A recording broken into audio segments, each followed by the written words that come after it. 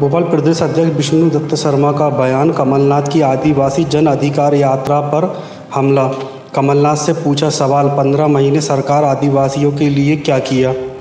15 महीने के शासन काल के अंदर कन्यादान योजना में भारतीय जनता पार्टी की सरकार जिनके हाथ पीले करने के लिए 25,000 रुपए देती थी, आपने अपने कार्यकाल के अंदर उनको बंद किया, कहा 51,000 देंगे, लेकिन एक जनजाति बेटी का हाथ पीला करने का काम आपने नहीं किया था, उनको भी धोखा देने का काम किया था। तो आप एक ओर कहते हैं कि आदिवासी जन अधिकार यात्रा और दूसरी ओर जनजाति क्षेत्र के उन सभी लोगों के हक और अधिकार को छीनने का काम आप कर रहे थे, जो अत्यंत दुर्भाग्यजनक है। आपने उन सारी योजनाओं पर, दीनदयाल उपचार योजना जो जनजाति क्षेत्र के अंदर भारतीय जनता पार्टी की सरकार ने लागू की थी, आपने क्यों बंद की थी? ये तो गरीबों के लिए थी, जनजाति क्षेत्र के लिए थी।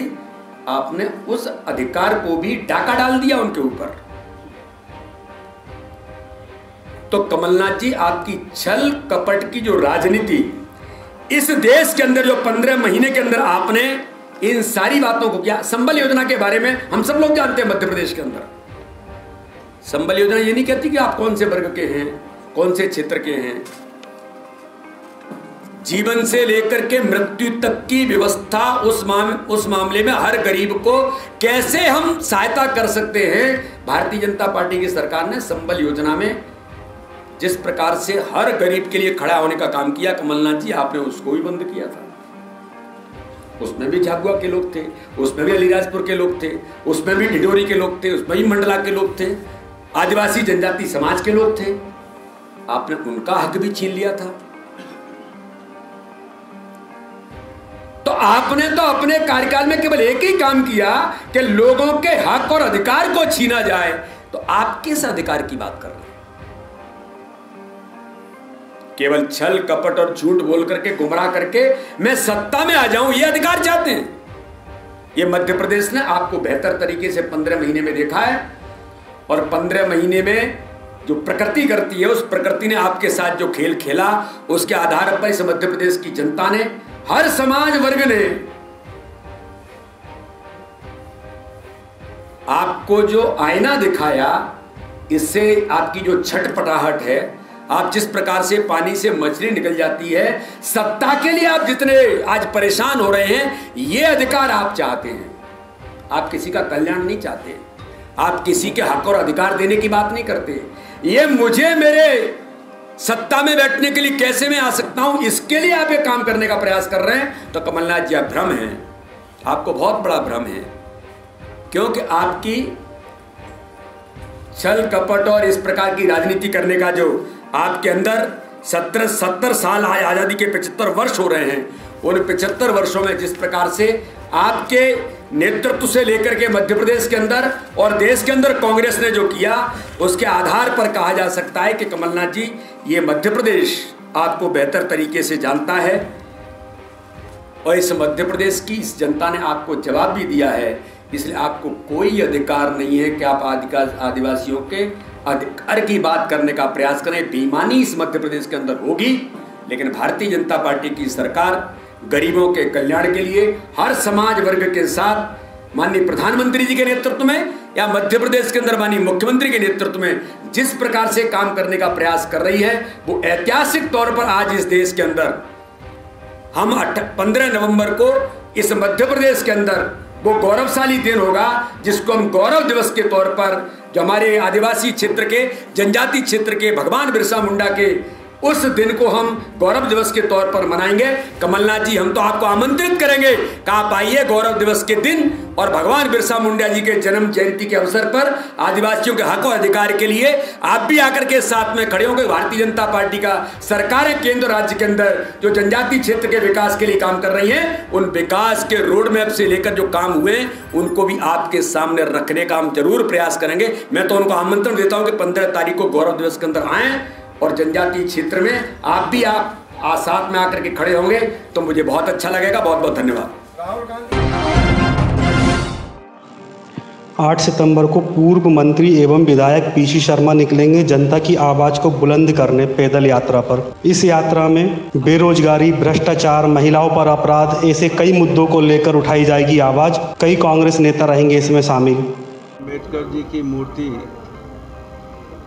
जो बोर्ड ऑफिस चौराहे पर है, वहाँ से जन आक्रोश पद यात्रा निकलेगी, जिसमें हमारे सभी जिला अध्यक्ष और सभी जो नेतागण हैं वहाँ पर रहेंगे और सभी धर्मों के धर्मगुरु उसको वहाँ से रवाना करेंगे हरी झंडी दिखाकर। और बाबा साहब अम्बेडकर की मूर्ति पर माल्यार्पण किया जाएगा। वहाँ से ये पद यात्रा निकलेगी। इसमें काले टी शर्ट्स पे ये जितने भी मुद्दे हैं, ये सब मुद्दे उसमें लिखे रहेंगे, अलग अलग, एक एक दो दो सभी पे। और वहाँ पे 7 नंबर, 6 नंबर, 5 नंबर माता मंदिर, बीच में सेकंड स्टॉप होते हुए रोशनपुरा और महात्मा गांधी जी की प्रतिमा पे जाएंगे, वहाँ माल्यार्पण करेंगे। थीम पूरी ये है कि बाबा साहब अम्बेडकर का संविधान और महात्मा गांधी जी ने जो त्याग और से अपने बलिदान से इस देश को आज़ाद करा, उनके जो मूल्य हैं वो पूरी तरह से नष्ट हो रहे हैं। और जिस तरह से पिछले 15 महीने में जो बदहाली हुई है, कोरोना की वजह से लाखों लोगों की जान गई, उनको मुआवजे मिलेंगे, उनके काम धंधे बंद हो गए, उनको कोई रोज़गार मिला नहीं, फीस लंबी देना है, बड़े बड़े बिजली के बिल देना है, ये बिजली काट दी जाती है, अघोषित बिजली कटौती चल रही है, वृद्धा पेंशन मिल नहीं रही है और कर्मचारियों को उनके महंगाई भत्ता मिल नहीं रहा है, जबकि महंगाई 7वें आसमान पे है। चाहे खाने का तेल हो, चाहे डीजल, पेट्रोल और रसोई गैस 900 पहुँच रही है। इन तमाम मुद्दों को लेकर ये निकलेगी। इसमें पेंशनर्स का भी मामला है, इसमें तो जो कोरोना से जिनकी जान गई है उनको मुआवजा मिले और जिनका आयुष्मान कार्ड में इलाज नहीं हुआ है उनको भी उनके पैसे वापस की जाएं जिन पर आयुष्मान कार्ड है। तो ये करीब, और दूसरा कोविड में जब डेथ हुई तो उनको मृत्यु प्रमाण पत्र उसका नहीं मिल रहा है, क्योंकि मुआवजा देना पड़ेगा। पहले ने कहा था 1 लाख देंगे, केंद्र सरकार ने कहा 4 लाख देंगे, लेकिन सब जगह सफाया है और ये वहाँ पे ही कोविड प्रोटोकॉल का प्रमाण पत्र नहीं दे रहे हैं। जो समापन हो वहाँ आदरणीय हमारे पूर्व केंद्रीय मंत्री सुरेश पचौरी पहुँचेंगे, जयवर्धन सिंह जी और हमारे विधायक आदि मतलब और बाकी भी हमारे सब नेता वहाँ रहेंगे, पदयात्रा में रहेंगे और प्रोटोकॉल में चलेंगे। और जगह जगह जैसा मैंने बताया कि एमपीबी का ऑफिस जो बढ़े हुए बिल आ रहे हैं। चिकित्सा शिक्षा मंत्री विश्वास सारंग का बयान, मध्य प्रदेश में कोरोना की स्थिति नियंत्रण में है लेकिन केस में वृद्धि हुई है। यह चिंता की बात है कि केरल में हजारों की संख्या में केस आ रहे हैं, महाराष्ट्र में भी मामले सामने आ रहे हैं। कोरोना के मध्य प्रदेश में स्थिति तो नियंत्रण में है, पर कुछ केसेस में वृद्धि जरूर हुई है और ये केवल मध्य प्रदेश में नहीं, हम देश का, पूरे देश का ट्रेंड देखें तो पॉजिटिव केस में हम देख रहे हैं कि पिछले 3-4 दिनों से लगातार वृद्धि हो रही है। ये हमारे लिए चिंताजनक है। केरल में तो अभी भी हजारों की संख्या में केसेस आ रहे हैं, महाराष्ट्र में भी संख्या ज्यादा है, पर देश के बाकी राज्यों में भी हम देख रहे हैं कि केसेस बढ़ रहे हैं और उसके लिए पूरी तरह से तत्परता बरती जा रही है और ये सुनिश्चित किया जा रहा है कि किसी भी तरह कोरोना का संक्रमण ना फैले और उसके लिए माननीय मुख्यमंत्री जी ने स्वयं समीक्षा बैठक की है।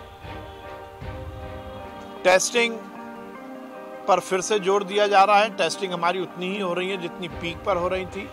कॉन्टैक्ट ट्रेसिंग भी हम कर रहे हैं। एक इसमें सुखद पहलू है कि हम जो पॉजिटिव केस आ रहे हैं उसमें 50 नंबर्स तक कॉन्टैक्ट ट्रेसिंग कर रहे हैं, उसमें से एक भी पॉजिटिव नहीं आ रहा।